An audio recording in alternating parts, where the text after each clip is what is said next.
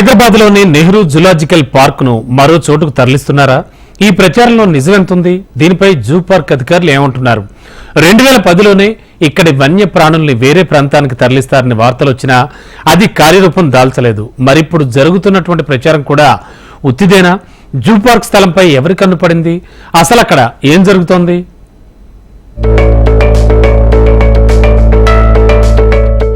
Nehru geological park Hyderabad సిటీలో మణిహారం లాంటిది. దర్శనీయ ప్రదేశాల్లో ఇది ఒకటి. నిత్యం సందర్శకులతో రద్దీగా ఉంటుంది. లైవ్ లో వన్యప్రాణులను చూడటానికి ఇక్కడికి వేలాదిగా తరలివస్తుంటారు. జూలో ఉన్న సింహాలు, పులులు, సరీసృపాలు, పక్షులు, ఇతర జంతువులను చూస్తూ కేరింతలు కొడుతుంటారు సందర్శకులు. దశాబ్దాలుగా వన్యప్రాణులకు నిలయంగా, సంరక్షణ కేంద్రంగా ఉంటూ వస్తోంది నెహ్రూ జూలాజికల్ పార్క్.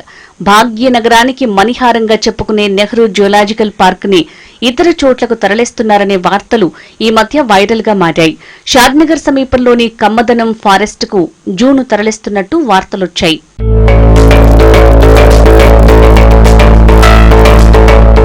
హైదరాబాద్ నుంచి జూను తరలిస్తున్నట్టు వస్తున్న వార్తలను సంబంధిత అధికారులు కొట్టిపారేశారు. జూ పార్క్ ని ఎక్కడికి తరలించడం లేదని, అవన్నీ అసత్య ప్రచారాలని వివరణ ఇచ్చారు. ఇది జూ పార్క్ ప్రాపర్టీ అని, జూలో చిన్న మార్పులు చేయాలంటేనే కేంద్ర అటవీ శాఖ అనుమతి తీసుకోవాల్సి ఉంటుంది. అలాంటిది జూ పార్క్ ని మొత్తం ఇక్కడి నుంచి తరలించడం ఎలా సాధ్యమవుతుందన్నారు. ఎవరూ ఇలాంటి వార్తలను నమ్మొద్దని స్పష్టం చేశారు. ఇది అన్నెసరిగా ఇది పుకార్లు వేయడం చాలా ఇక్కడ నడుస్తుంది. బట్ క్లియర్గా మనం అన్ని రూల్స్ రెగ్యులేషన్స్ చూసుకుంటే షిఫ్ట్ చేయడం అనేది అసాధ్యంగానే ఉంది. ఇది చేయలేము.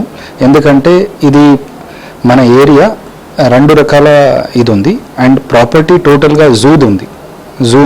జూ కొరకే మనం ఖరీదు చేసింది ప్రాపర్టీ. ఇది ప్రాపర్ అందరికీ మనం డబ్బులు ఇచ్చి కొన్న ప్రాపర్టీ.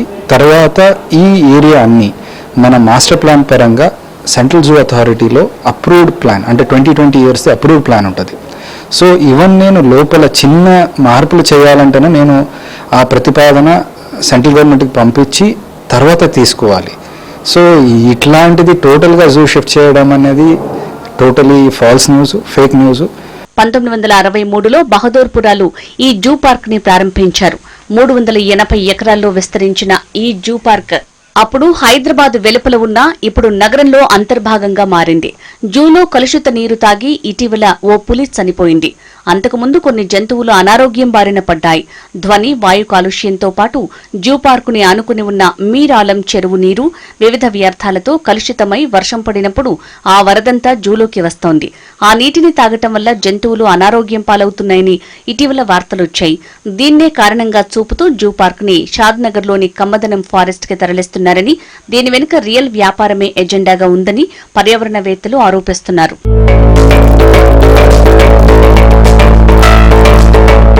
షాద్నగర్ కు 3 కిలోమీటర్ల దూరంలో ఉన్న కమ్మదనం అటవీ ప్రాంతాన్ని రెవెన్యూ అధికారులు ఇప్పటికే సర్వే నిర్వహించినట్టు సమాచారం. హైదరాబాద్ కు 45 కిలోమీటర్ల దూరంలో ఉన్న కమ్మదనం రిజర్వ్ ఫారెస్ట్ 824 ఎకరాల విస్తీర్ణంలో ఉంది. ఇది నగరానికి దూరంగా ఉన్నందున కాలుష్యం లేకుండా జంతు ప్రదర్శనశాలకు అనుకూలంగా ఉంటుందని చెబుతున్నారు. మీరాలం చెరువు సమీపంలో హైదరాబాద్ జూ పార్క్ విస్తరించి ఉన్న సుమారు 300 ఎకరాల భూమిపై ఓల్డ్ సిటీలోని రియల్టర్లు ఆసక్తిగా ఉన్నట్టు ప్రచారం. జంతు ప్రదర్శనశాలను కమ్మదనంకు మార్చిన తర్వాత నివాస, వాణిజ్య ప్రాంతంగా మార్చే ఆలోచన ఉన్నట్టు ప్రచారం ఉంది. రియల్ ఎస్టేట్ వ్యాపారులకు మాత్రమే ప్రయోజనం కలుగుతుందని పర్యావరణవేత్తలు మండిపడుతున్నారు. జూ పార్క్ 60 ఏళ్ల నుంచి హైదరాబాద్ లోనే ఉంది. ఇప్పుడు మాత్రం ఈ జూ పార్క్ ని ఎక్కడికి తరలించడం లేదు. జూ పార్క్ ఎక్కడికి వచ్చేవన్నీ తరలిస్తున్నారని వచ్చే వార్తలు మాత్రం అన్ని అపోహాలే. ఇలాంటివి ప్రజలు నమ్మొద్దని చెప్పి వాళ్ళు వెల్లడించారు. అయితే జూ పార్క్ ని మాత్రం హైదరాబాద్ లోనే ఉంచుతారు, షాద్నగర్ కి మాత్రం తరలించడం లేదని వెల్లడించారు. కెమెరామెన్ రవితో ప్రియా, టీవీ హైదరాబాద్.